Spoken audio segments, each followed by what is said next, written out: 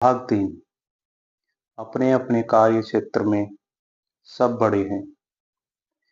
संभव है श्रीमद् भागवत गीता का 2वां अध्याय पढ़कर तुम पाश्चात्य देश वालों में से बहुतों को आश्चर्य हुआ हो, क्योंकि उस अध्याय में भगवान श्री कृष्ण ने अर्जुन को कपटी तथा डरपोक कहा है।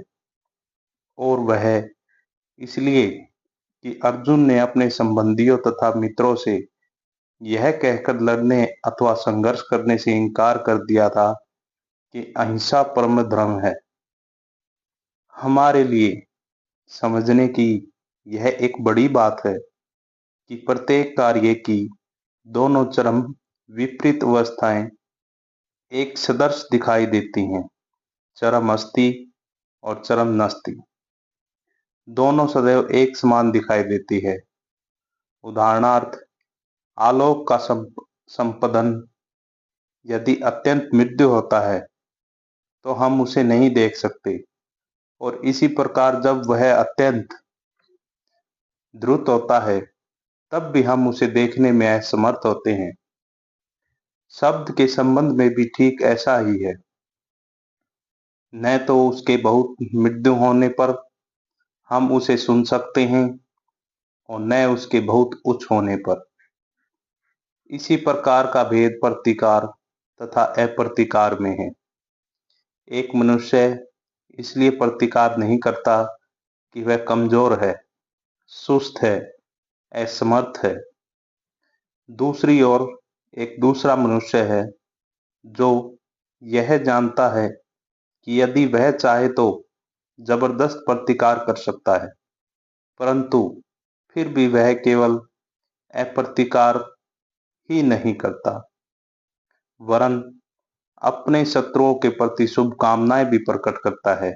अतः वह मनुष्य जो दुर्बलता के कारण प्रतिकार नहीं करता पापग्रस्त होता है, और इसलिए अप्रतिकार से कोई लाभ नहीं उठा सकता।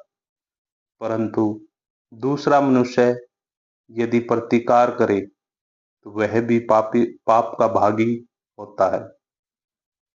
बुद्ध ने जो अपना राज वैभव तथा सिंहासन छोड़ दिया उसे हम सच्चा त्याग कह सकते हैं, परंतु एक भिखारी के संबंध में त्याग का कोई प्रश्न ही नहीं उठता, क्योंकि उसके पास तो त्याग करने को कुछ है ही नहीं।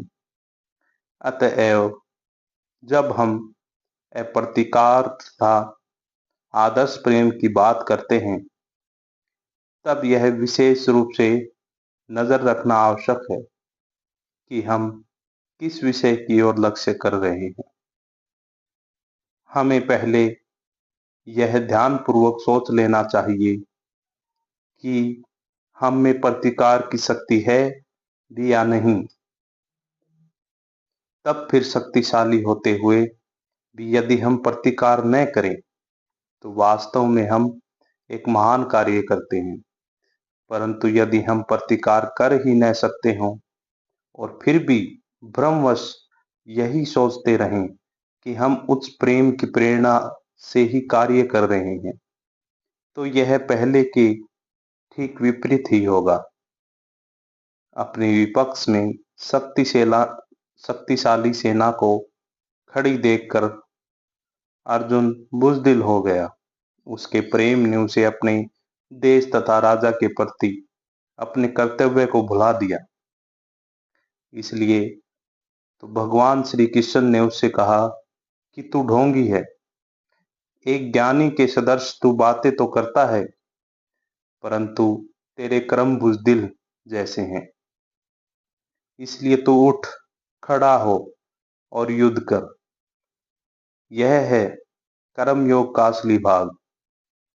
कर्मयोगी वही है जो समझता है कि सर्वोच्च आदर्श अप्रतिकार है, जो जानता है कि यह अप्रतिकार ही मनुष्य के आंतरिक शक्ति का उच्चतम विकास है, और जो यह भी जानता है कि जिसे हम अन्याय का प्रतिकार कहते हैं वह इस अप्रतिकार रूप उच्चतम शक्ति की प्राप्ति के मार्ग में केवल एक सीढ़ी मात्र है। इस सर्वोच्च आदर्श को प्राप्त करने के पहले अन्याय का प्रतिकार करना मनुष्य का कर्तव्य है।